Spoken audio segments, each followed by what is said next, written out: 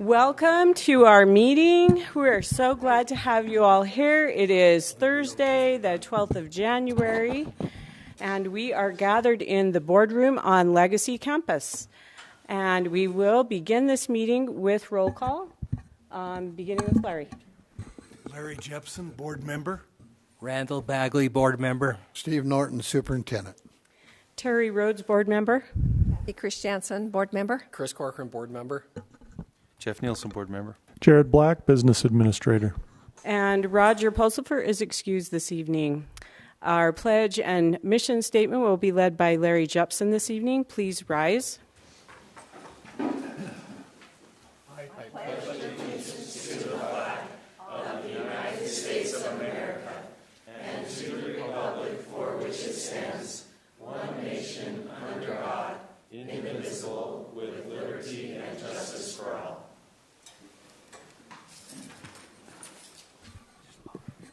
Our mission is to educate students for success in a changing world. Thank you, Larry. And we will turn the time over to the superintendent, Dr. Norton, for a recognition of our first recognition of Super Supporter of Public Education. Thank you so much. I'm going to let you sit for a bit. Most people who come here to get recognized just hate coming up here and standing. So I'm not going to make you come up and do that for a bit. But you will come up here and you will stand and we will recognize you for all the good that you've done. But I'm going to start this off with turning it over to Laura Morgan, who has worked for years in the same organization that you've helped support.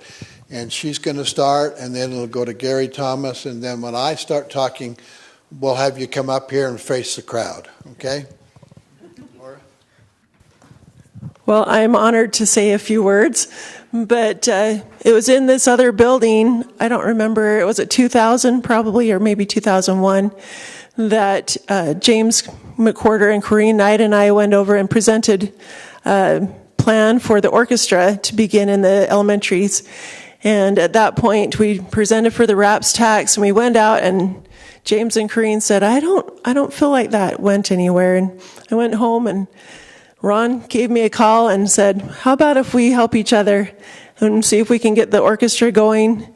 And because of his support, our school district, we were able to do that. And from that time on, Ron has been a big part of our orchestra experience. And not only just with helping get the instruments, all the cellos and basses, but coming to our board meetings and helping us understand how to run a board and what to say and how to do all the rules that were applicable. But I've known Ron in many different capacities, and one of the most important things that I've seen him do, not only in our city and church, but a few years ago, I had some major surgery, and he and his wife brought me dinner. He's a humble man that doesn't like to have all that notoriety, and I appreciate him so much. So this is his time to get a few notoriety things going on. But I ask a couple of people to come. One high school senior, that's Paige Anderson, that's gone through Mountain West Strings the whole time, and her mom, Margie Anderson. So we'll have you guys come up and talk for a second. They're going to tell what Mountain West Strings has meant to them. Okay, so like she said, I'm Margie Anderson, and this is my oldest daughter, Paige. And you started playing violin in what grade? I started playing in second grade. In second grade, and Mountain West String was great and let me snuck her into early orchestra, right? Yeah, so when I was a fourth grader, I went into the second year orchestra instead of the first year orchestra. I did that twice. Yeah, so she's jumped up a year. And now she's a senior, and tell them what you're up to with music now. Yeah, so these days I'm playing in the advanced orchestra at Ridgeline. I'm the concertmaster there. I'm going to play in the All-State Orchestra next week for my third time. Seated in the... I'm sitting the first violin third chair. I've played in lots of quartets with the Chamber Music Project, which kind of a partner of Mountain West Strings. I've played at BYU summer camps and soloed at different competitions around the valley and concerts and things like that. But violin's been like the biggest part of my life for the past 10 years. And this is not a testimony meeting, sorry about this. But yeah, I just loved it so much. I mean, so many of my friends and my fondest memories have come from orchestras and sorry, Mom. Sorry. But it has really shaped her life. What I thought would just be a good thing to give her some structure and maybe get her a jump on maybe like math skills and stuff has just shaped into the love of her life. And she set a good example for her younger siblings. She's the oldest of 5, and 3 of the other ones are involved with Mountain West Strings activities too, and they're just loving it as well. So she kind of got the ball rolling for our family, and we just love every aspect of it and love Laura Morgan for all she does to support it. And of course, being able to have all the instruments. She does violin, which it's easier to find violins, but to be able to play with cello and basses, it's just so special for elementary kids to be able to have that treat. So we appreciate the program and all it's done for our family.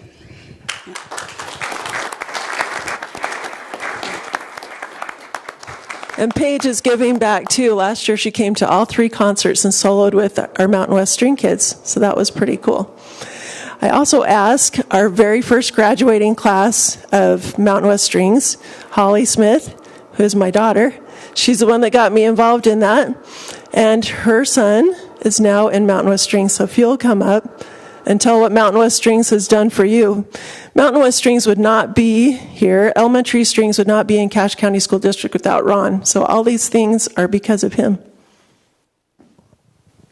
Like Lara said, I was one of the very first students in Mountain West String Academy. I remember I was 5th grade, and they came and advertised at our school, and I went home with the little flyer and said, Mom, I want to play the cello. Because of Mountain West String Academy, and Paige, I'm glad that you cried because now I can. It started me on a really fantastic musical journey that I don't know if I would have found otherwise. I found wonderful teachers through Mountain West String Academy who supported me and guided me and encouraged me to start a career in music. So I got my degree in music and went on to teach, and I'm still teaching cello. I run the Chamber Music Project, and I taught with Mountain West String Academy for a long time. And because of all my teaching, my kids all play string instruments now, and my son is now in Mountain West String Academy and ambassador for the program. And we are so grateful, Ron, that you made this program possible.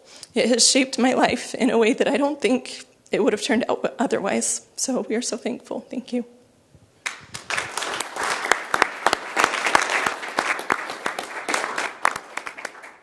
Are you going to show the... Yeah. We have a little presentation here. It's just a short one, but I think it'll help you understand why we're honoring this great man tonight.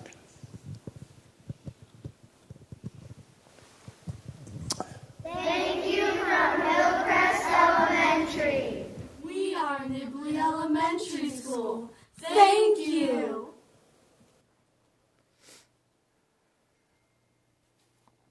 We are Wellsville Orchestra. Thank you.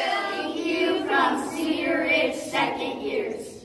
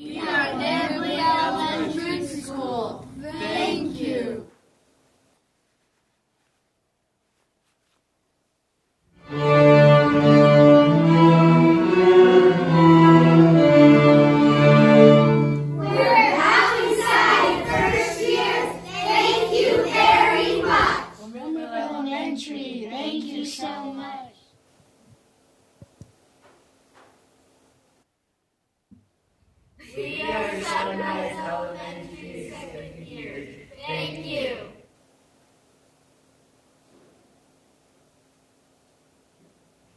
What Heritage Elementary foster you at orchestra? Thank you, Mr. Campbell.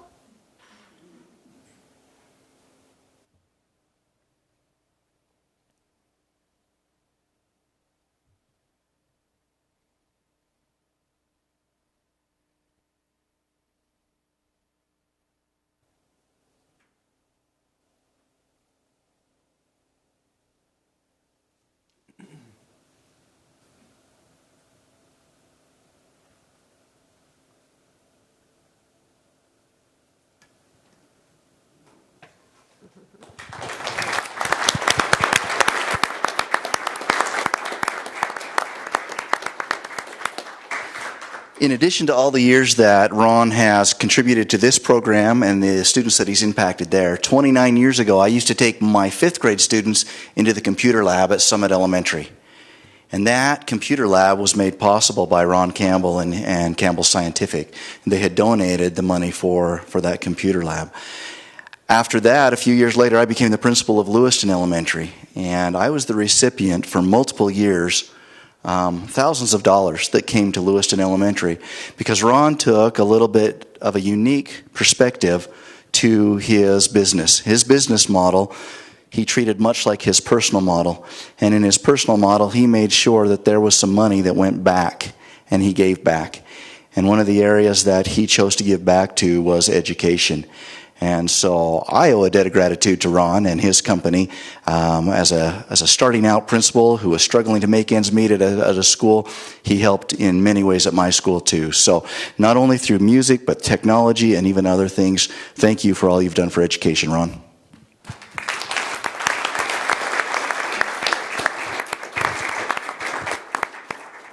I'm going to let you sit a little bit longer. We just appreciate you being the first recipient of our super supporter of public education. I've been going to work and do this for many years, but something just always seemed to get in the way. And so we just decided that we were going to do it. And we couldn't think of a better person in this whole valley than to honor than you tonight, Ron.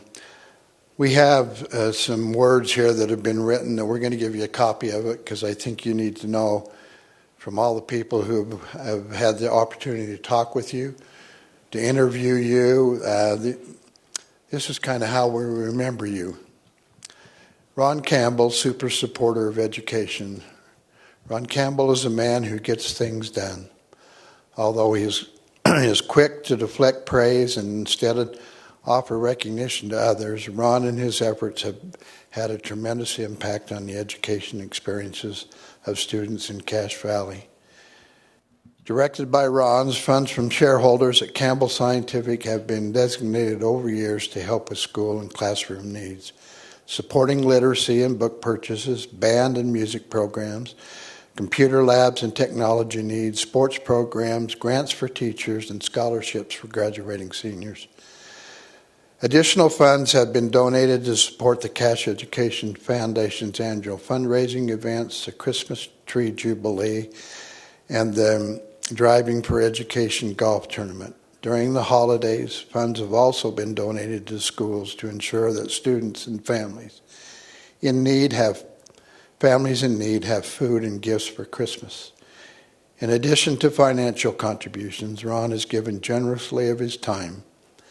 Years ago, he helped to advocate for an elementary school in Mendon. After presenting the idea to the school board, he and other community members worked with local leaders to find a suitable location for a future school. As a result of their effort in collaboration with the school board and community, we now have Mountainside Elementary. Ron led the 2012 Cache County School District Building Task Force Committee, which helped to ensure community support for a bond that led to the building of the current Lewiston Elementary and Ridgeline and Green Canyon High Schools. The board also addressed seismic stability in several older buildings. Another organization where Ron has made a significant impact is Mountain West String Academy. In 2001, Ron initiated a partnership to create a district-wide orchestra for Cache County School District elementary school students. I'm going to pause there just for a second. 27 years ago, I had the opportunity about this time making an application to come to this school district. Fortunately, I was able to come. And after a few years, the real question that I the question that got proposed to me when I'd asked people, okay, you're moving to the Valley, where are you going to send your kids to school? And on the elementary level, there were quite a few people who told me they were taking their kids to the Logan School District. And then the first question I had to ask was, why? And they says, because they have an orchestra program. And that's the first time I realized how important the orchestra was to a certain group of people who were living in this valley or who were coming to this valley. And I kind of have a little bit of me that doesn't like to be second fiddle to anybody. Excuse the fiddle.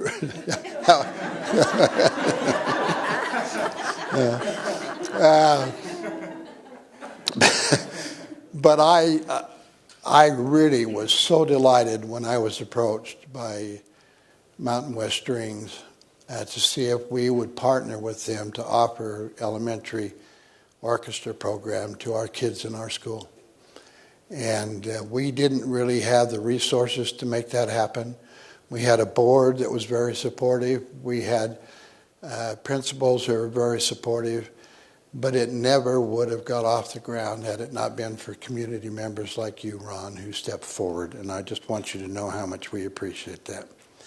He has been an ongoing supporter of the orchestra program for over 20 years, offering his time, direction, input, and business expertise as a member of the organization's board.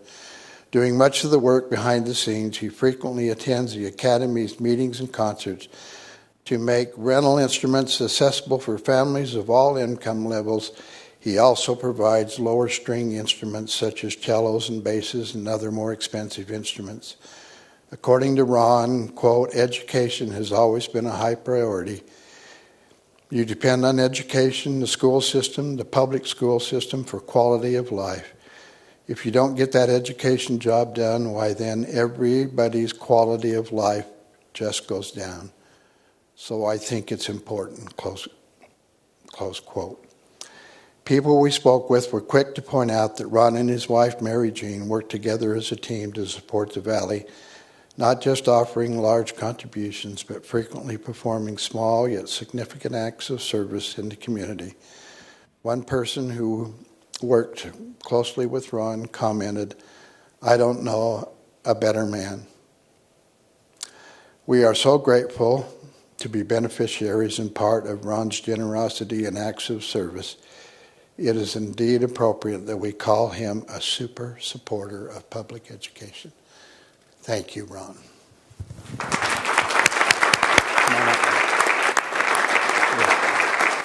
me that copy, please.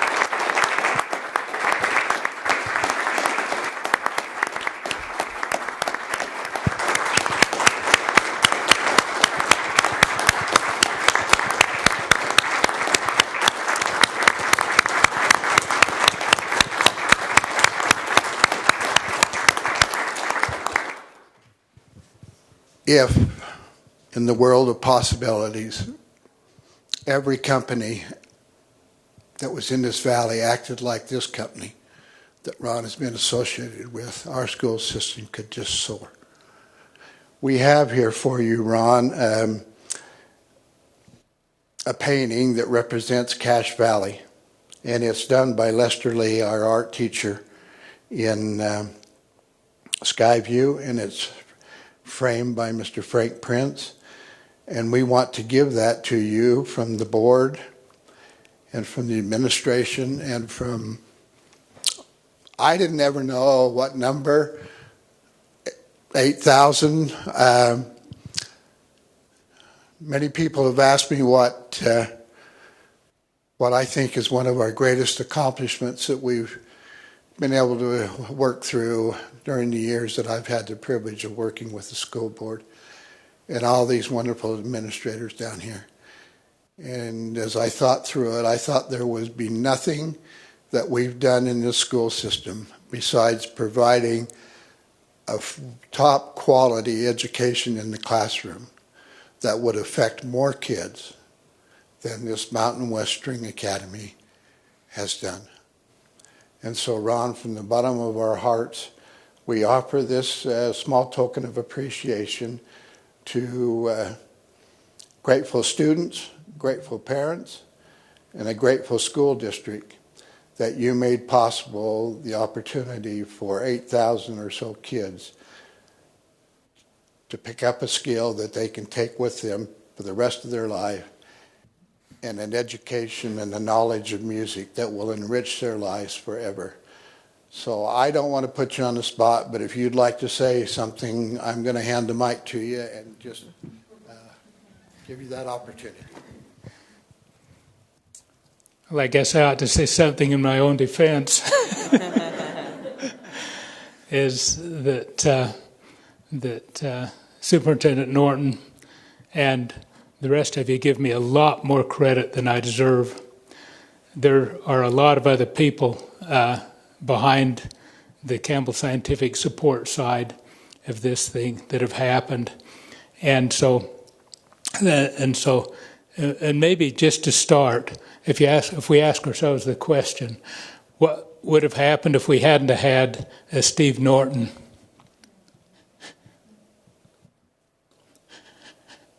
And what would have happened if there hadn't been gentlemen around like Chris Cochran here? And Chris was part of our 2012 School Community Committee that helped make that happen, that helped bring about the high schools, the 2 new high schools, and the Lewiston Elementary, and the other things.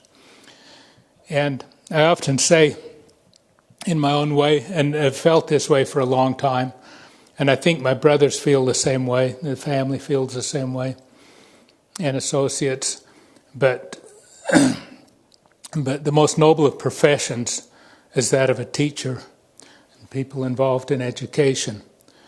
And it's impossible to have, in fact, the very foundation of a competent, enjoyable, and successful society. The most important component of that is education of our kids as they come up, and the young people, and then the things that they learn, and that this group is responsible for administering that education. And so our thanks is to these people.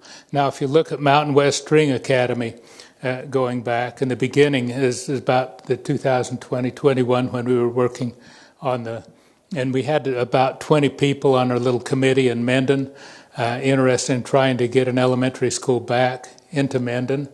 And so we just happened to be doing a presentation to the school district at the same time that Laura and her group were doing a presentation. There was Laura and there was Corey Knight, and Jim McQuarter was Dr. McQuarter was a part of that group, and then Patty Bartholomew came along later, and those people were the heart and soul of Mountain West Strings. And what happened that night is that we got up to give a presentation and say, this is why we're hoping to have an elementary school back in Mendon, and we did our little dance and song on that, and then Laura gave hers, and then we got together right after, and we said, well, Laura, you help me, I'll help you. And Laura's a neighbor of mine out in Mendon. We've known each other for a long time.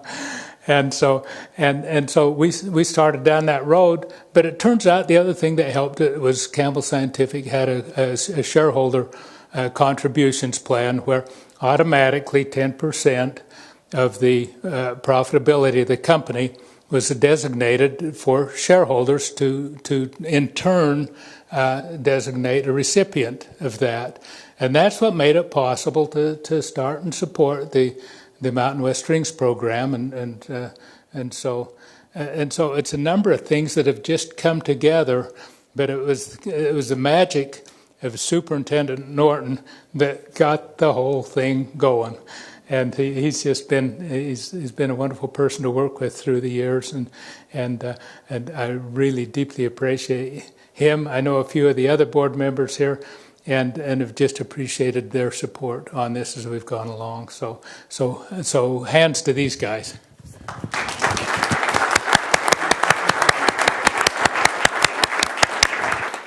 Terry present this to you. I think we've got picture taking time. I'm having Terry come down, and Terry can present that to him, and we'll get a picture of you. And yeah. Okay.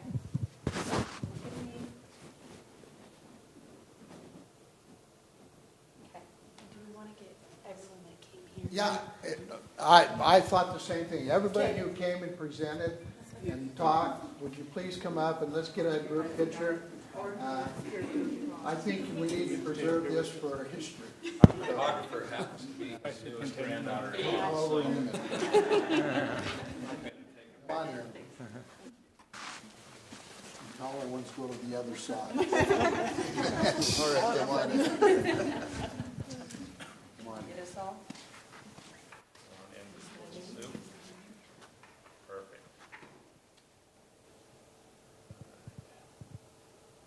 Thank you. Thank you. Thank you. One more round of applause.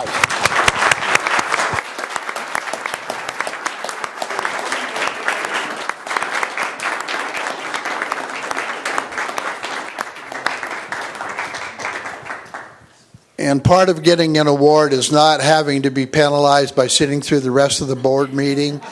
So we will let you go at this particular point. And thank you.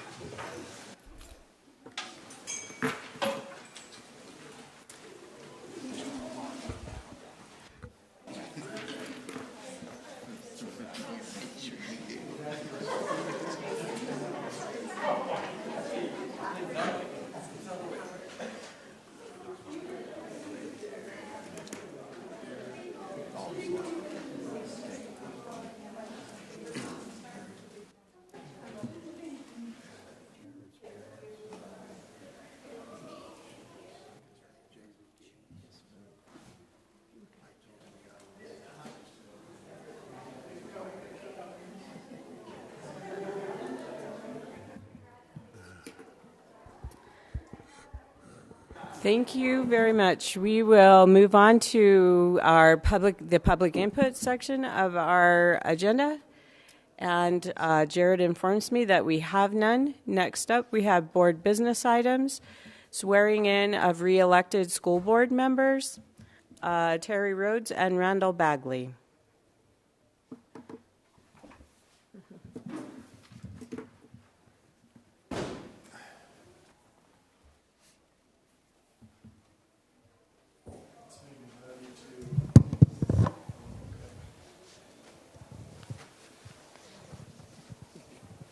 That work? Okay.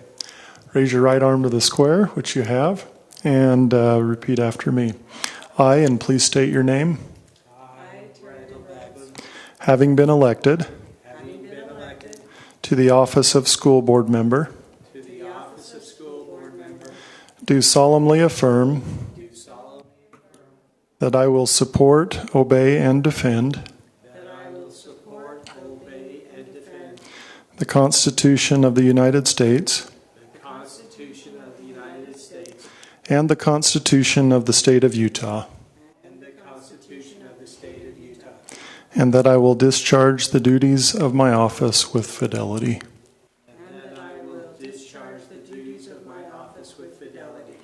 Thank you, and congratulations to both of you.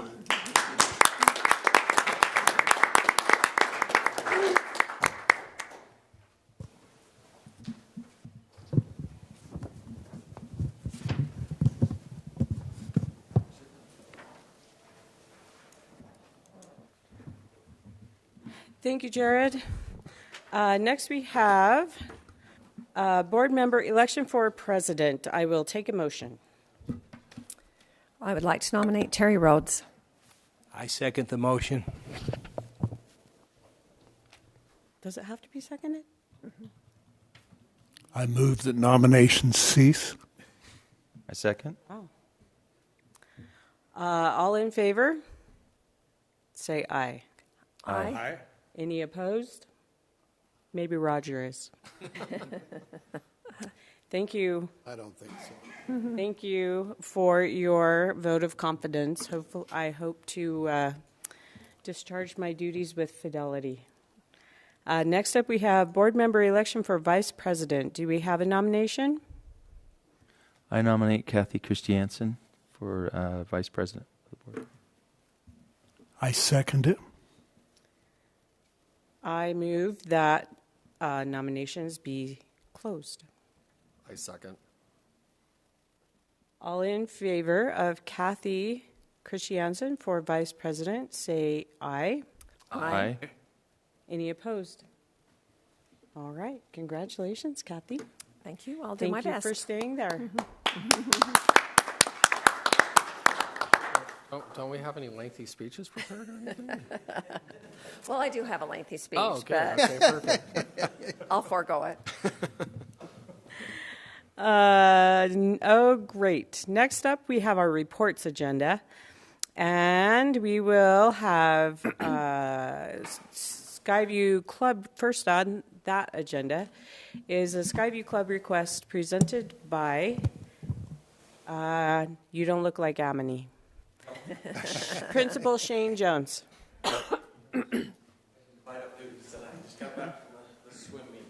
Explain your T-shirt when you're up there.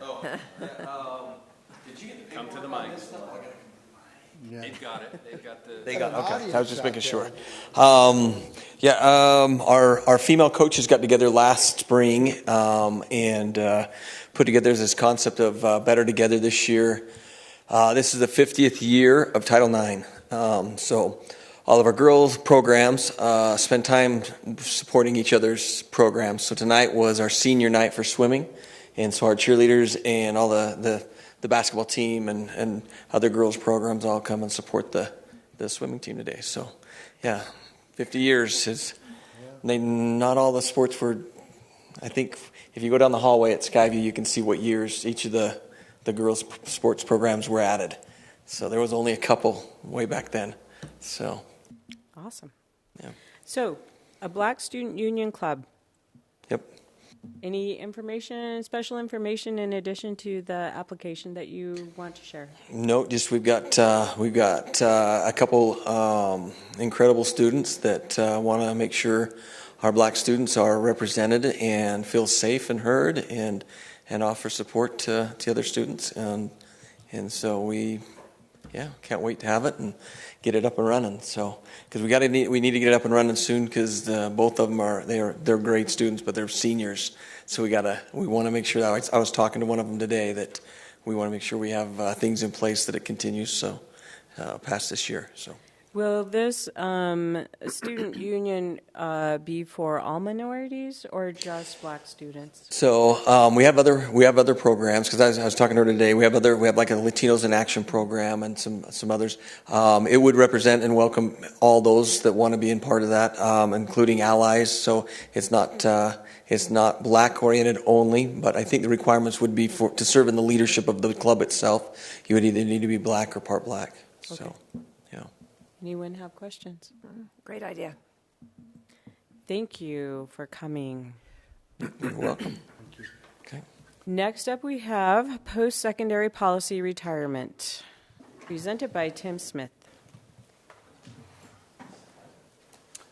All right. In our continual quest to update our policies, it's been a several-year process, but I think we're making great progress. You'll see the old post-secondary policy in there. It's a real dumb policy. Okay, I'm glad you said that. I'll say it.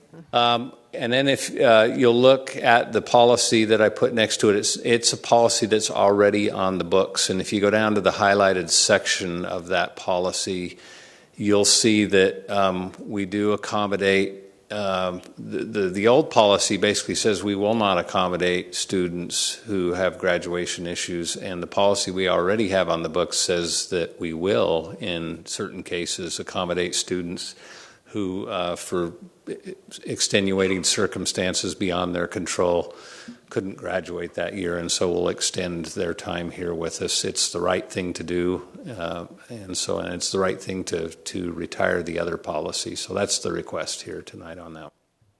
All right. Anyone have questions? No. All right. Makes a lot of sense. Thank you, Tim. Thank you.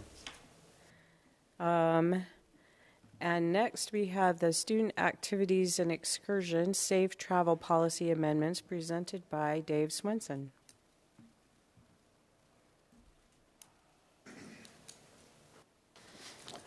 Well, congratulations on your re-election. I asked Shannon, I said, now, is that a 2-year term or a 4-year term? And he goes, I don't know. We probably should know, but I think it's a 2-year, but it's a 2-year. But anyway, congratulations. Now you're stuck with us for another 2 years. There we go. That's good. It's good. Wait a minute. Are you talking about our re-election in November or our president, vice president election? The re-election. Oh, that's a 4-year term. Well, that's why. Yeah, okay, 4-year. Well, we're in our second year of, I guess I want to say kind of post-COVID, but really our travel has been very limited, especially during the COVID year and also the year sort of after. And now that things have calmed down a little bit, we've been asked to to have more teams travel a little more, especially out of state, which caused us to look at some of the things that some of our guiding principles and things, and especially, and this mostly has to do with some of the changes with athletics. And you get, I think, when you open that door of having lots of athletics travel outside the state, there's some liability issues and there's a financial cost, and so we've made some adjustments to where we're really going to limit the athletics traveling outside the state of Utah, and so we've kind of to where one, it will for liability, but also help relieve some of the costs that are placed on parents, and they do get to compete around quite a bit. And you'll see we've made a couple changes here that now, because of our geographical location, we can also travel a little farther into Idaho. I know there's, especially with Boise being close by, that we're about as far, probably a little closer to that than St. George, but also have good teams to participate.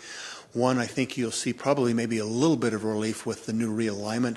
It seems the past 2 years it's been a little frustrating when you have Washington County School District and Cache County, in the same division, and very difficult sometimes to get other teams, especially in the higher classifications, because the RPI to kind of compete with us. So and then that's caused a little financial burden too, and going down there. So now, I think now with the realignment that's being proposed, that we'll have possibly two more regions that will include more Salt Lake teams. It'll help us to get more of our preseason games and things. So maybe that won't be as much. But anyway, if on the front page there are just a few things that are wording that you can see that are highlighted in green that we've changed.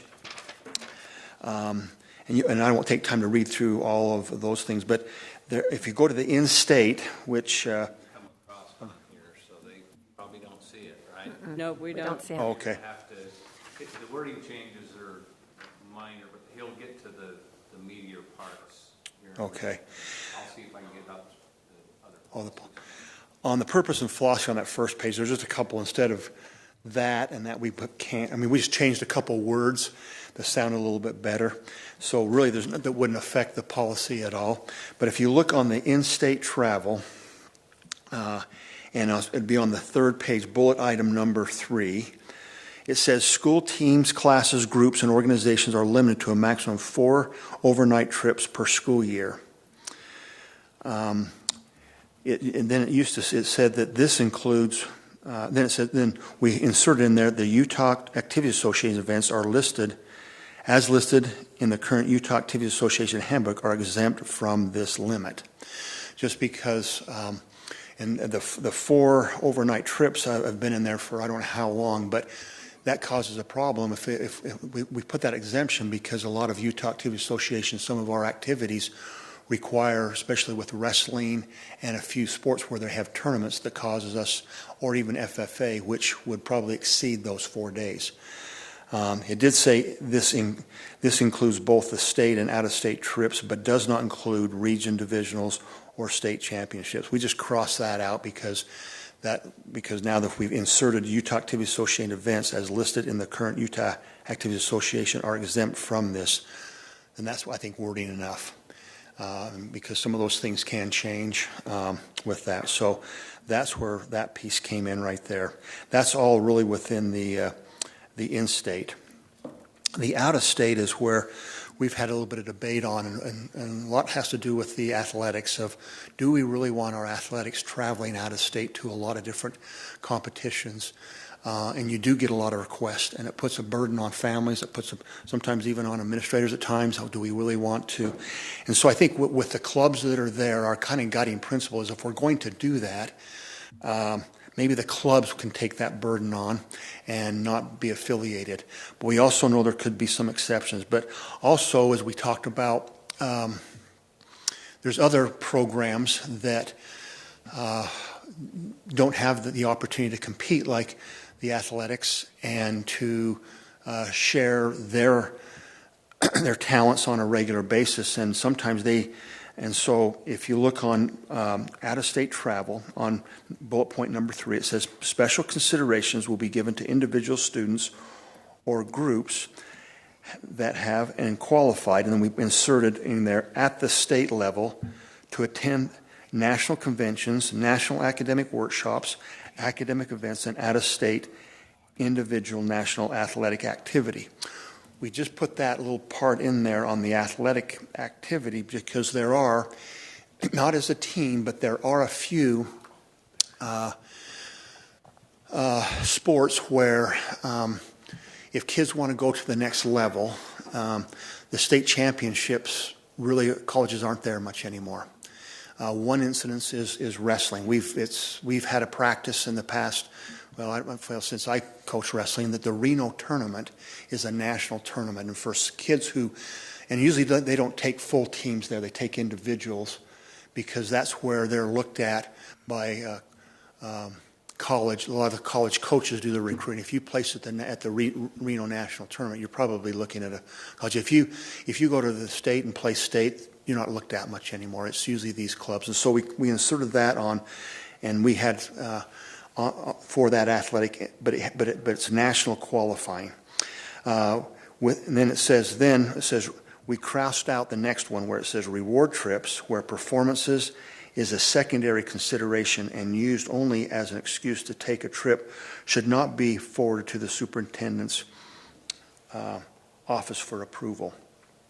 Then it says state, national, international activities by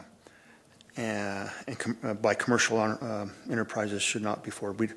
That's still the same. We crossed that part out on that rewards part. We're going to address that just a little bit because the reason we cross that out is because, and I know that we do have organizations that do like to go and have kids that will experience that are not in athletics, such as your choir, there's orchestra, there's some of the arts programs that have an opportunity to travel out of state that maybe don't have the opportunity in, and to experience something that is kind of a reward in a way, but we don't want that to be the focus.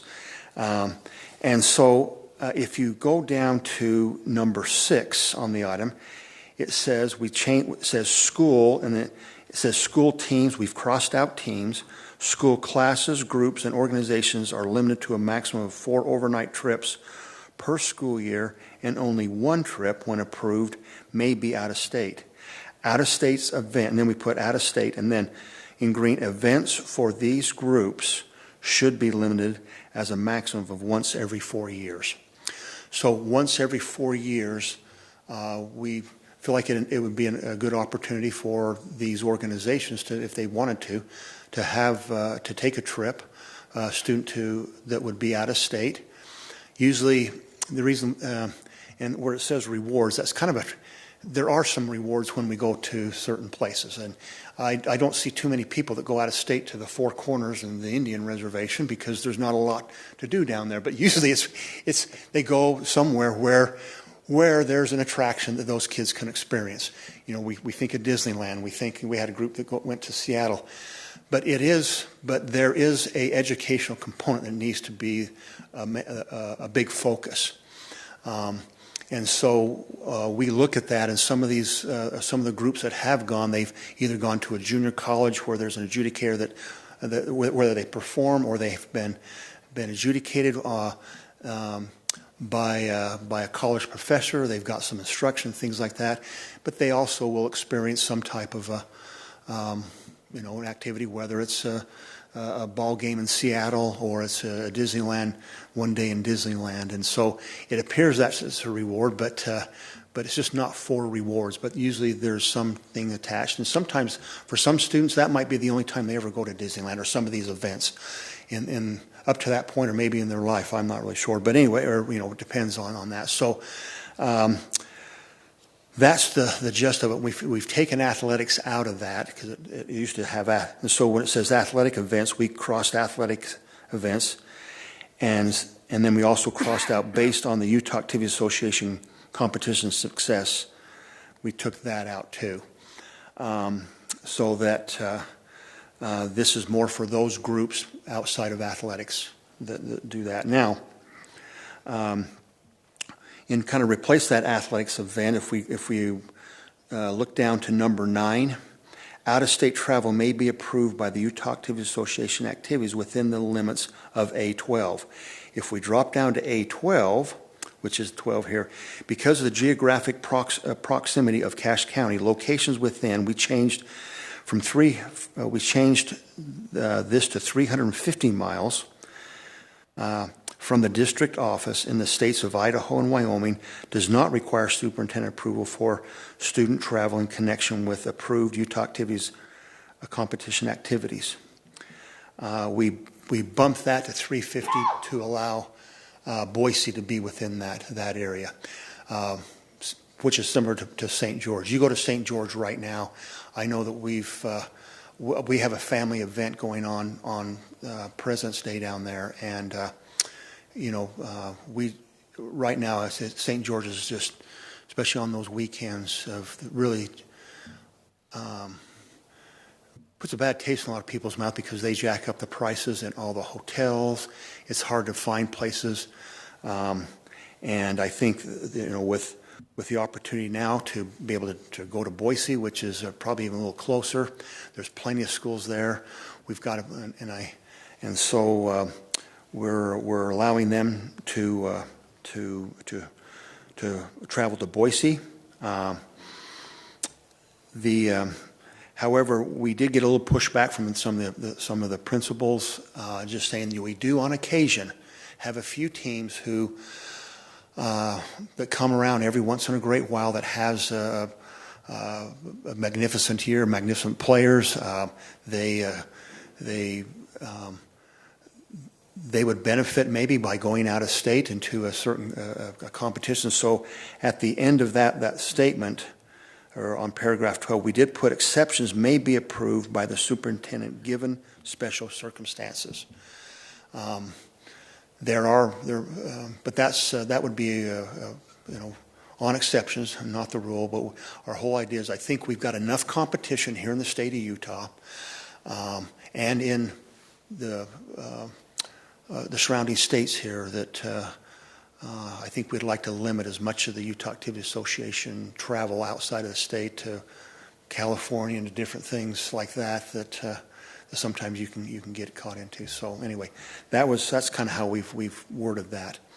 I know we've talked a little bit about this. Is there anything that I'm kind of missing or that I need to that's, I think, but the guiding principle is that, yes, we do want some of these organizations who do our activities to if they choose to, once in 4 years, if a student stays in a program for 4 years, they may have that opportunity to go out of state and experience a fun event. But athletics, they do get to travel quite a bit throughout the state and to compete. But on rare occasions, if you've got a special team, maybe there might be an opportunity to get some competition in a tournament that might be, outside of those limits. So I hope that makes sense. Any questions? Thank you. Thank you so much. You betcha. Appreciate it. Next up, we have positive behavior plans presented by Alden Jack.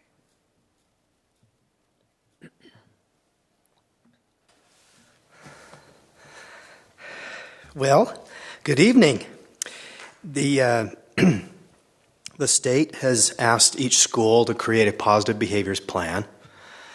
And the positive behaviors plan at its core is to address the causes of student use of tobacco, alcohol, electronic cigarette products, and other controlled substances through promoting positive behavior.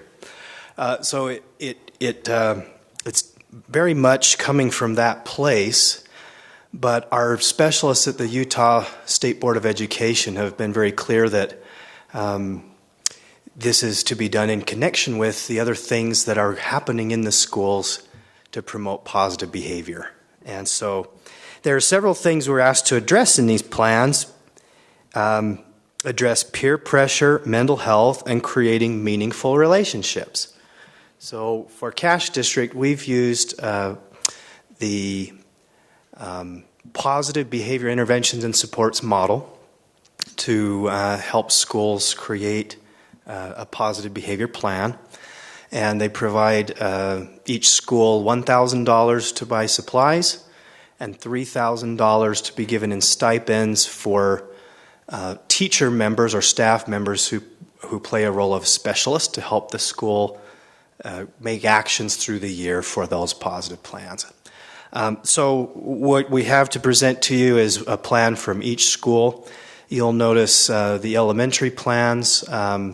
Joe Cottrell and I have helped with those, and most schools have set a goal to focus on school-wide support or targeted interventions or social emotional learning. Dave Swenson's helped the secondary schools, and they've, again, had teams come together and say, what can we do that helps schools have a positive school culture and climate?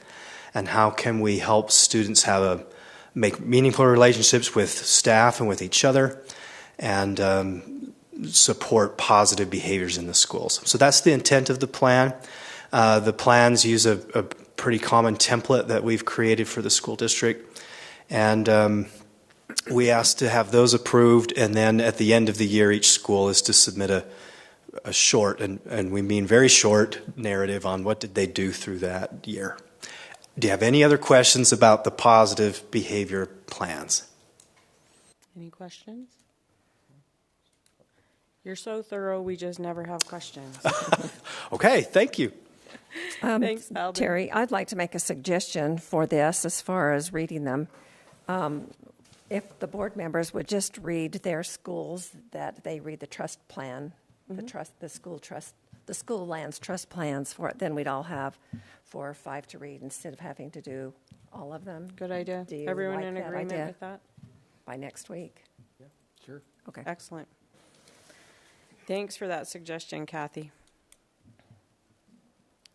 Next up, we have school fees amendment presented by Tim Smith and Dave Swenson.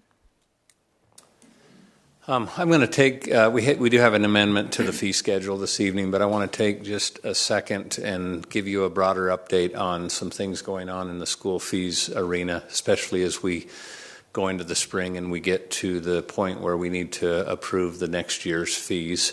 First thing I want to say is just thank you for hiring Jared. He has been fantastic to work with regard to school fees, and there's several mechanisms that he's putting into place that I think are going to serve the school district well for a long time. One of those being the way that we're doing fundraising now in the school district. He's got a Success Fund program in place where there's a clearinghouse where all of the schools approve their fundraising programs, and there's some transparency to that now that we couldn't see into very easily from a district level. And with some of the things going on with school fees, that's going to be very important. There's a lot of new rules around fee waivers and how we account for those. He's led that effort for our new accounting program in the schools and how that works. And last year was a pilot year with our secretaries, but I have heard far fewer complaints than in past years with that accounting program and with how the fees have been accounted for in the fee waivers. So that's been refreshing. I think he's providing excellent support to the secretaries out there in the school. And then we will be coming to you with a new fee policy that's a model policy from the state that will edit a little for the school district that brings us further into compliance with the state statute and state board rules when it comes to school fees. Jared just put an edited version on my desk of that today, so look to that just before we probably do the fee schedule for this year. The last thing I want to mention is that we just had a fee audit. Every school district will be audited every 5 years. We drew the lottery to be up year one. Part of it was due to a parent complaint in one of our schools on how fees were being handled, but it led to an audit of basically how we were doing fees district-wide. You'll see some adjustments with regards to how we advertise. We can't just have it on the board agenda. We need to email out the fee schedule prior to you discussing it as a board. And there's actually 9 recommendations that we're responding to. Most of them are procedural type things that we're doing. We are running an internal audit on the parent complaint item that came across just to make sure we fully understand what's going on there so we can respond to that as well. But we'll report to you all 10 of those findings and how we mitigated those as a school district. So that gives you a kind of a broader picture of where we're headed with fees. With that said, we do have a fee amendment that we're proposing tonight in the area of driver's ed, and I'm going to let Dave kind of explain that to you. Terry, if you could kick the video mute off on there, it'll come up on your screen.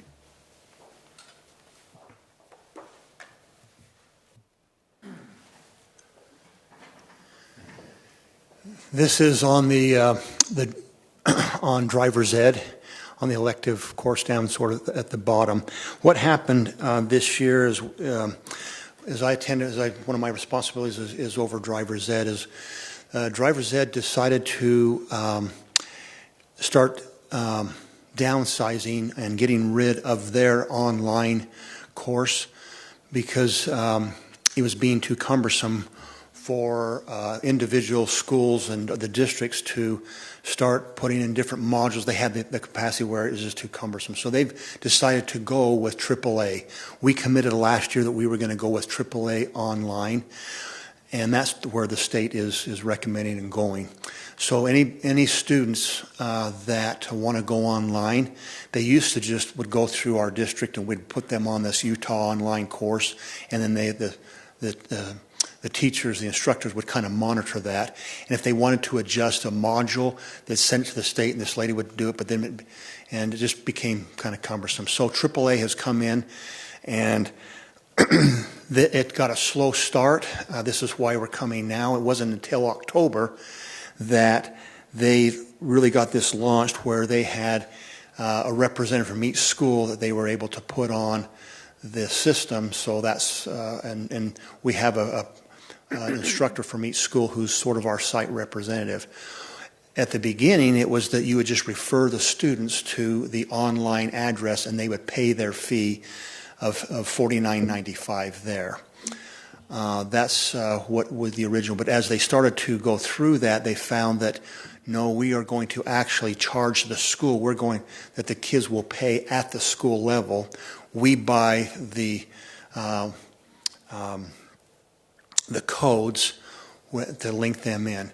They were having some issues with people online that, I guess from what they were saying, that some could fraudulently get on and use somebody else's code. But so for now, what they've done is that we have to pass that cost on to our public. So if a person wants to go online, they go to our financial secretary and pay the $49.95, and then we give them the code.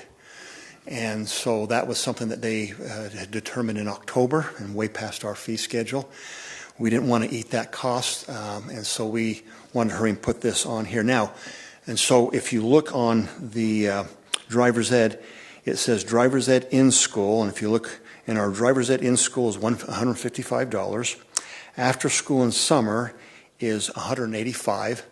That's because we pay that $185 is to pay our instructors to work in the summer and after school. That includes also behind the wheel. Online, we've bumped to $210, and that's that. And what that includes the $155, which they were normally charged, which is behind the wheel, the 30 hours they need behind the wheel. But now we've added that $49.95. We actually we added $55 just because if they pay online, which a lot of them do, we end up eating $3 of that, and we didn't want to go in the hole. So we just bumped it to $55 instead of the $49.95. So most of them are paying by we get those credit card fees. So that's what we're proposing that would cover our costs for online. We prefer that kids get face-to-face instruction, especially because they're behind the wheel. But we do have a few. We've so far this trimester we've had 92 people, since July, 92 people that have chosen to go online. We have to do reports every 6 months, and we've been averaging about 100. In that 6 months, we normally have about 952 people who take driver's ed, and so it's not a ton, but it is a few, and it is an option for those that don't want to eat up a class schedule, or they don't want to take summer or evening classes. So that's what we're proposing, if we could just add that cost. That was something that the state and a lot of the districts are going to now, is the AAA online course, but they're running it through the schools. Does anyone have questions? I have kind of a curiosity question. When it says online includes the drive, that's not, the drive is online, right? That's on the road. No. Okay. That includes the online, and they also do a street smarts. They have to do all the things. Okay. So basically, we just added so normally online it would be the $155, but now we just added the $50 because they're going to have to pay that. I was trying to figure out how could they do the drive online. Yeah, no. That was kind of scary. Yeah. So okay, thank you. That's all academics, and they have. So what they do is when they sign up, they have 90 days to complete it. If they don't, and they have to pass it at an 80% rate. If they don't, then they have to retake it. But they do once they're, and then the instructors get a code or get an alert, so they can actually, if they're halfway through, they can actually start assigning them to a driver. But we don't. Pretty much it's hands off for us. It's all through AAA. We just monitor the drive behind the wheel and get them set up for that. So. Thank you, Dave. Yep. Kathy, you'd be surprised at how well they could drive with their game controller. Well, I was kind of factoring that in, but it still didn't seem right to me. You don't want kids who learned virtually how to drive driving next to you on the road? Yeah. Okay. Under board member, next up we have board member reports, and I see that, Jared, you have a school fees report? I think what we talked about is kind of what Tim already reviewed, that I was going to discuss that, so we can probably forego that. Okay. If it's all, so now I'm going to take a presidential privilege, if it's okay with the rest of you, and forego the board member reports, board president report, and superintendent report so that we can end this meeting so that Jared can join his parents who have traveled here to see his son play basketball. Amen. I'm all for it. Anyone have any grief over that? No. None. Yes. Have long speeches. I'm trying to figure that out. You have grief over that? It's a little embarrassing. So sorry. I think he'll play well. The rest of us can just get up and leave when we want to, but you're stuck here until the end of the meeting. So we'd like you to be able to go. Thank you. I need a motion to change the agenda for that. I move that we modify the agenda. I second.